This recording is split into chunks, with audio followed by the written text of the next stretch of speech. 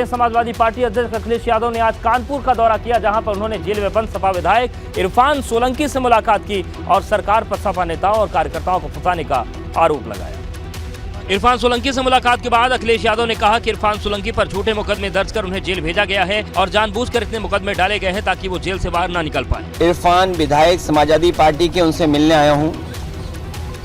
उन्हें झूठे मुकदमों में फंसाया गया है। मुकदमे के बाद दूसरा मुकदमा, दूसरे मुकदमे के बाद तीसरा मुकदमा, जिससे जेल से बाहर ना आ पाए। अखिलेश यादव ने आरोप लगाया कि एक के बाद एक सपा के विधायकों को साजिश के तहत 2024 से पहले जेल भेजा जा रहा है। ये भारतीय जनता पार्टी की सोची समझी रणनीति और साजिश है कि समाजवादी पार्टी के नेता कार्यकर्ता झूठे मुकदमे में फंसाए जाएं, उन्हें जेल भेजा जाए। अखिलेश यादव ने शासन प्रशासन से जुड़े अफसरों को भी चेतावनी के लहजे में कहा कि कोई अफसर ये न भूले कि वक्त बदलेगा तो उनके खिलाफ भी कार्रवाई होगी। तो बीजेपी के लोग कुछ भी कर सकते हैं, बीजेपी के लोग कोई भी कानून तोड़ सकते हैं, वो साजिश षड्यंत्र कुछ भी कर सकते हैं। इरफान सोलंकी कानपुर से सीतामऊ से सपा के विधायक हैं और अवैध कब्जा करने के अलावा जान से मारने की धमकी देने और फर्जी आधार कार्ड बनवाने के साथ बांग्लादेशियों को संरक्षण देने जैसे गंभीर आरोप में हैं। अखिलेश यादव ने आज कानपुर देहात जाकर बलवंत सिंह के परिवार से मुलाकात की, जिनकी पुलिस हिरासत में पिटाई से मौत हो गई थी। मुलाकात के बाद अखिलेश ने पीड़ित परिवार के लिए कई मांगे की।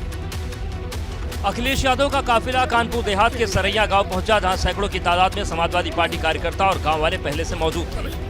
अखिलेश यादव ने पुलिस की पिटाई से जान गंवाने वाले बलवंत सिंह के घर जाकर उनके पिता और परिवार वालों से मुलाकात की और सरकार से पीड़ित परिवार को मुआवजा और सरकारी नौकरी के अलावा मामले की जांच करवाने की मांग की। इसमें साजिश है, षड्यंत्र है और पुलिस जिम्मेदार है इसके लिए।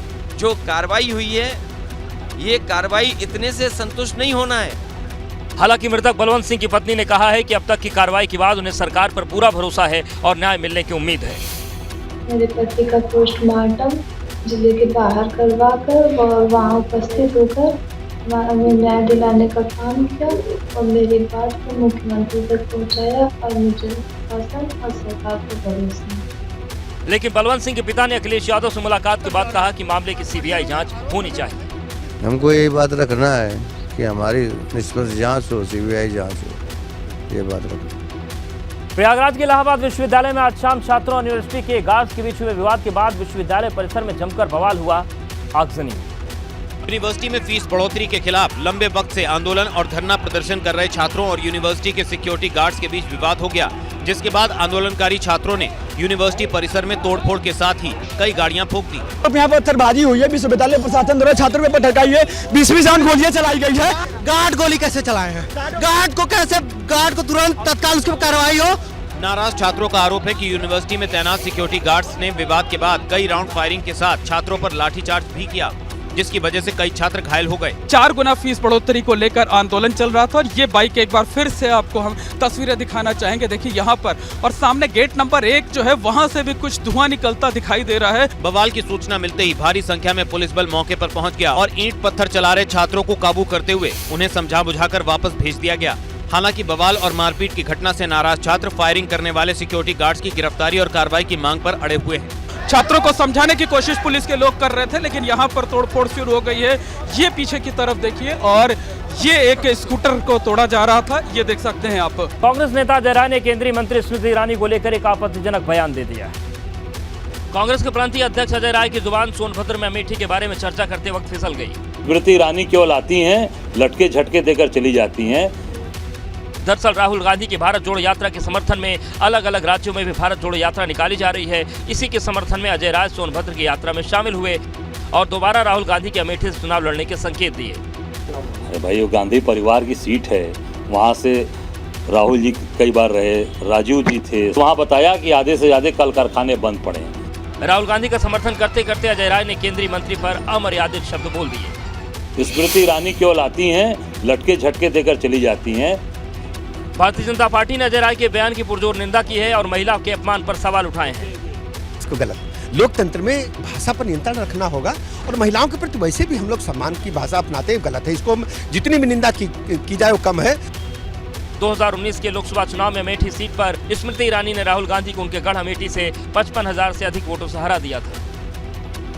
और इस बीच एक बड़ी खबर आ रही है। अजय राय के बयान पर स्मृति ईरानी ने ट्वीट किया है और स्मृति ईरानी ने राहुल गांधी को चुनौती दी है कि 2024 में अमेठी से चुनाव लड़ने और राहुल दूसरी सीट पर तो नहीं भागेंगे, ये स्मृति ईरानी ने चुनौती दी है। स्मृति ईरानी ने अपने ट्वीट में लिखा है, सुना है राहुल गांधी जी आपने अपने किसी प्रांतीय नेता से अभद्र तरीके से 2024 में अमेठी से लड़ने की घोषणा करवाई है, तो क्या आपका अमेठी से लड़ना पक्का समझूं? दूसरी सीट पर तो नहीं भागेंगे, डरेंगे तो नहीं। तो ये तीखा हमला स्मृति ईरानी की तरफ से किया गया है। अब उत्तर प्रदेश कुछ महत्वपूर्ण खबरों की बात कर लेते हैं। मुख्यमंत्री योगी आदित्यनाथ आज से 2 दिन दौरे पर गोरखपुर में है, जहां उन्होंने काकोरी कांड के नायक पंडित राम प्रसाद बिस्मिल को श्रद्धांजलि दी। मुख्यमंत्री योगी आदित्यनाथ ने पंडित राम प्रसाद बिस्मिल समेत स्वतंत्रता संग्राम में शामिल तमाम क्रांतिकारियों और शहीदों को याद करते हुए कहा कि इन क्रांतिकारियों के बलिदान की वजह से स्वतंत्रता आंदोलन और तेज हो गया। क्रांति की ज्वाला इन क्रांतिकारियों के बलिदान के परिणाम स्वरूप और तेजी के साथ आगे बढ़ती गई और इसी का परिणाम है कि 15 अगस्त 1947 को ये देश आजाद हुआ। मुख्यमंत्री योगी आदित्यनाथ ने रामप्रसाद बिस्मिल के बलिदान का स्मरण करते हुए कहा कि उस वक्त अंग्रेजों की सरकार ने बिना मुकदमा चलाए बिस्मिल को फांसी दे दी। पंडित रामप्रसाद बिस्मिल के बलिदान दिवस के मौके पर देश के सबसे बड़े ड्रोन शो का आयोजन किया गया। क्रांतिकारियों ने 1857 के प्रथम स्वतंत्र समर में मजबूती के साथ आगे बढ़ करके क्रांति की स्लो को आगे बढ़ाने का काम किया था। इस मौके पर ड्रोन्स के जरिए काकोरी कांड में शामिल होकर अपने प्राणों को बलिदान देने वाले क्रांतिकारियों की तस्वीरें उकेरी गईं। इस ड्रोन शो में 750 ड्रोन का इस्तेमाल किया गया, जिनकी मदद से लेजर शो के जरिए दर्शकों के सामने काकोरी कांड की पूरी कहानी बयां की गई।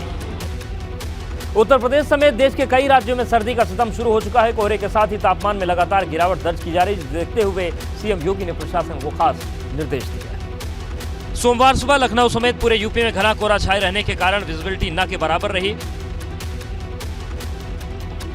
बढ़ती ठंड के बीच मुख्यमंत्री योगी आदित्यनाथ ने प्रदेश के सभी जिलाधिकारियों को रैन बसेरों को लेकर दिशा निर्देश जारी कर दिए हैं, ताकि लोगों को ठंड के प्रकोप से बचाया जा सके। मुख्यमंत्री योगी के निर्देश के मुताबिक रैन बसेरों में साफ सफाई की व्यवस्था की जाए, रैन बसेरों को सैनिटाइज करें, जिलाधिकारी अलाव की व्यवस्था सुनिश्चित करें, जिलाधिकारी कंबलों की खरीद समय से करें, कंबल की गुणवत्ता से समझौता ना हो, कंबलों की कीमत में एक रूपता हो, कंबल खरीद में स्थानीय बुनकरों को वरीयता दें। यहाँ पे जो है 25 स्थायी हैं और 24 टेम्परेरी हैं। ये जो टेम्परेरी हैं इसकी संख्या दिन प्रतिदिन बढ़ती जा रही है। दरअसल पहाड़ों पर हो रही बर्फबारी के कारण मैदानी इलाकों में सर्दी बढ़ती जा रही है। मौसम विभाग का अनुमान है कि 25 दिसंबर के बाद तापमान 5 डिग्री से कम गिर सकता है, जिससे आने वाले दिनों में ठंड बढ़ने के आसार हैं। और इसी के मद्देनजर सीएम ने प्रशासन को इंतजाम के कड़े निर्देश दिए हैं। महोबा में सरकारी स्कूल में अफरा तफरी मच गई, जब मिड डे मील के तहत मिला खाना खाते ही स्कूल की 14 बच्चियां बीमार हो गई। घटना महोबा के पनवाड़ी कोतवाली क्षेत्र की है, जहां कन्या प्राथमिक विद्यालय में स्कूल में ही बना दोपहर का भोजन करते ही एक के बाद एक कई बच्चियों की तबीयत बिगड़ने लगी। लेकिन स्कूल के प्रिंसिपल ने बच्चियों के बेहोश होने की कुछ और वजह बताई है। कुछ समझ में नहीं आ रहा है कि कुछ बच्चे बता रहे हैं कि यहाँ पे पीछे हमें कुछ दिखाई देता है, सफेद सफेद सा, हल्का सा सफेद दिखाई देता है, और जो उसको देख लेता है वही घायल हो जाता है। और मात्र बच्चियां ही हुई हैं, बच्चों को कोई मिड डे मील खाने से बीमार होने वाली बच्चियों में पहले से 8वीं क्लास तक की छात्राएं थी, जिन्हें अचानक बेहोश होने की खबर सुनते ही छात्राओं के परिवार वाले स्कूल पहुंचे। बाद में मौके पर पहुंचे एसडीएम और सीओ ने बच्चियों को अस्पताल पहुंचाया। इन लोगों ने स्कूल को खाना नहीं खा पाया। अच्छा, हम नातन को लेकर के घर आए, तब तक ये दूसरी नातन हमारी गड़बड़ होकर पहुंची है। हालांकि इलाज के बाद सभी 14 बच्चियों की हालत स्थिर है और स्कूल में छुट्टी करके बाकी बच्चों को घर भेज दिया गया। लेकिन प्रशासन ने अब स्कूल के किचन को सील कर दिया है और बच्चियों के बेहोश होने की वजह के साथ मामले की गहनता से जांच शुरू कर दी है। वही मनी लॉन्ड्रिंग केस में बाहुबली मुख्तार अंसारी इन दिनों ईडी की रिमांड पर है। आज मुख्तार अंसारी से पूछताछ का 6ठा राउंड। छठे दिन ईडी ने वीडियो क्लिप्स के साथ मुख्तार अंसारी से पूछताछ की। ये वीडियो क्लिप्स मुख्तार के विधायक बेटे अब्बास अंसारी, साले आतिर रजा उर्फ सरजील और सांसद भाई अफजाल अंसारी समेत कई अन्य करीबियों के बयान से जुड़ी है। ईडी ने पिछले दिनों जब इन लोगों से पूछताछ की थी तो उनके बयानों की वीडियो रिकॉर्डिंग कराई गई थी। जांच एजेंसी उन्हीं वीडियो के आधार पर बयानों की वेरीफाई कर रही है। आज छठे दिन की पूछताछ भी इसी बिल्डिंग में जो छठा फ्लोर है उस पर चल रही है और जो सूत्र हैं वो ये जानकारी दे रहे हैं कि ईडी की टीम आज वीडियो क्लिप्स के साथ मुख्तार अंसारी से पूछताछ कर रही है। ये वीडियो क्लिप्स मुख्तार अंसारी के विधायक बेटे अब्बास अंसारी, साले आतिफ उर्फ सरजील रजा और बड़े भाई बीएसपी सांसद अफजाल अंसारी के बयानों से जुड़े हुए हैं। ईडी की टीम मुख्तार अंसारी से उस मोबाइल सिम कार्ड के बारे में भी जानकारी ले रही है जिसे वो बांधा जेल में इस्तेमाल किया करता था। हालांकि अब तक की पूछताछ में ईडी को मुख्तार से कोई ठोस जानकारी हासिल नहीं हो पाई है। मुख्तार अंसारी पर मनी लॉन्ड्रिंग का मामला दर्ज है। विकास कंस्ट्रक्शन कंपनी के खिलाफ 2 FIR दर्ज हैं। जमीन कब्जाने, हत्या और वसूली के कई केस दर्ज हैं। 49 आपराधिक मामलों को लेकर मुख्तार ईडी के घेरे में है। ईडी ने मुख्तार को 10 दिन के रिमांड पर लिया है।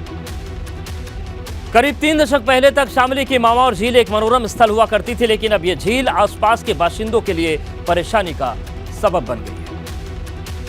दरअसल कैराना की करीब 1 लाख की आबादी का गंदा पानी इस झील में लगातार जमा हो रहा है, जिसके कारण एक और झील का आकार पड़ रहा है तो दूसरी तरफ पानी दूषित होने के कारण मामार गांव के करीब 2500 लोग गंभीर बीमारियों के चपेट में आ रहे हैं। सबसे बड़ी समस्या ये है कि गांव में लगे हैंडपंप से भी दूषित पानी आने लगा है।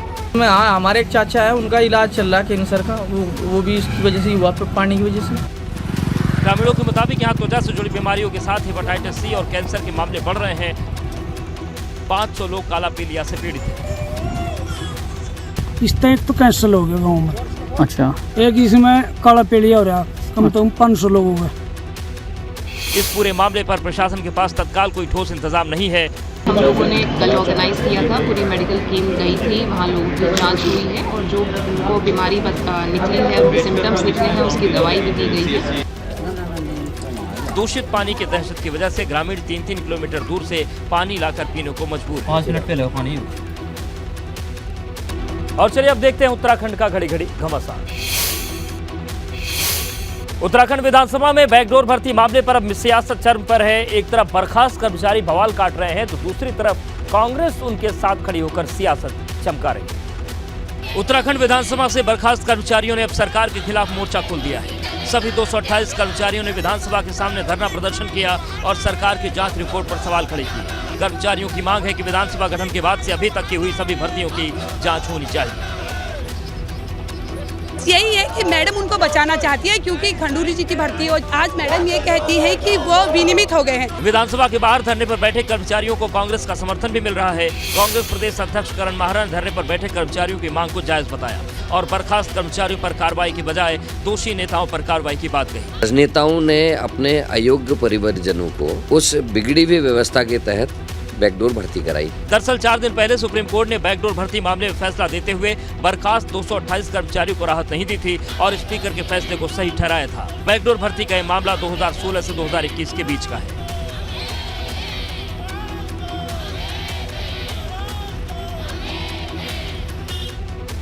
वह धारचूला में काली नदी में तटबंध पर तनाव के बीच नेपाल की एक और करतूत सामने आई जो ये बताता है कि जो वादे कुछ दिन पहले किए गए थे वो हवा हवाई। धारचूला से सामने आई ये तस्वीरें नेपाल के करतूत का सबूत दे रही हैं। नेपाल काली नदी में मलबा हटाने के बजाय वहां मलबा गिरा रहा है, जिसकी वजह से काली नदी के बहाव का रुख भारतीय क्षेत्र की तरफ हो गया है, जो तटबंध निर्माण में अड़चने पैदा कर रहा है। नदी बहाव को बदलने से तटबंध निर्माण में कंस्ट्रक्शन कंपनी को परेशानी आ रही है। दरअसल तटबंध निर्माण को रोकने के लिए नेपाल बार बार अड़ंगा डाल रहा है। कुछ दिन पहले नेपाल की तरफ से कंस्ट्रक्शन कंपनी पर पत्थरबाजी की गई थी।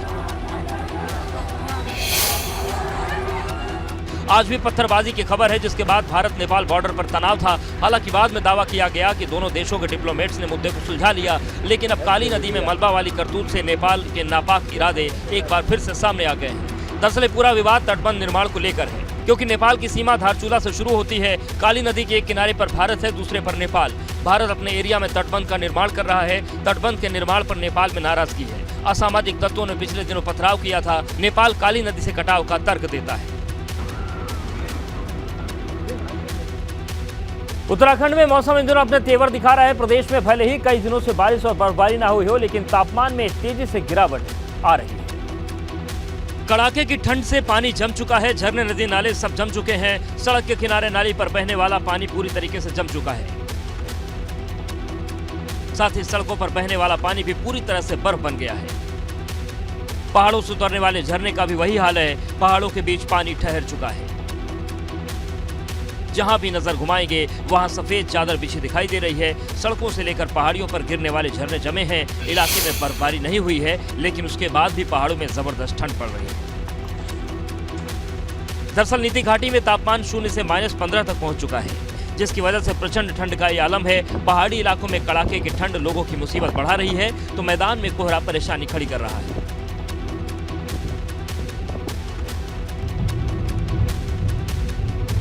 हालांकि नीति घाटी और आसपास के ग्रामीण इन दिनों शीतकालीन प्रवास पर निचले स्थानों पर जा चुके हैं। मौसम वैज्ञानिकों का अनुमान है कि आने वाले दिनों में तापमान में और गिरावट दर्ज होगी। फिलहाल मौसम साफ बना रहेगा, लेकिन कोहरा और शीतलहर परेशानी बढ़ा सकती है। 21 साल बाद मिसेज वर्ल्ड का खिताब एक बार फिर से भारत आ गया है, जिसे 63 देशों के कंटेस्टेंट्स को पीछे पछाड़ते हुए सरगम कौशल ने जीता है। सरगम को 18 दिसंबर 2022 को लास वेगास में मिसेज वर्ल्ड का ताज पहनाया गया। 32 साल की सरगम कौशल जम्मू कश्मीर की रहने वाली हैं, जिन्होंने विशाखापट्टनम में बतौर टीचर काम किया। 2018 में शादी की थी। उनके पति इंडियन नेवी में हैं। मिसेज इंडिया पेजेंट के ऑफिशियल इंस्टाग्राम हैंडल पर इसकी अनाउंसमेंट की गई, जहां क्राउनिंग मोमेंट में एक झलक शेयर करते हुए लिखा गया है, लंबा इंतजार अब खत्म हुआ। 21 सालों के बाद हमारे पास एक क्राउन वापस आ चुका है। साल 2021 की मिसेज वर्ल्ड शाइलिन फोर्ड ने सरगम को मिसेज वर्ल्ड 2022 का ताज पहनाया। Sargam Kaushal, Mrs. India, is now Mrs. World 2022. Mrs World दुनिया का पहला ऐसा ब्यूटी पेजेंट है जिसे शादीशुदा महिलाओं के लिए बनाया गया है। 1984 में शुरू हुई इस प्रतियोगिता को भारत ने केवल एक बार ही जीता है। साल 2001 में अदिति गोवित्रिकर ने इस प्रतिष्ठित ताज को हासिल किया था। अदिति गोवित्रिकर ने भी मिसेज कौशल को इस उपलब्धि पर बधाई दी है।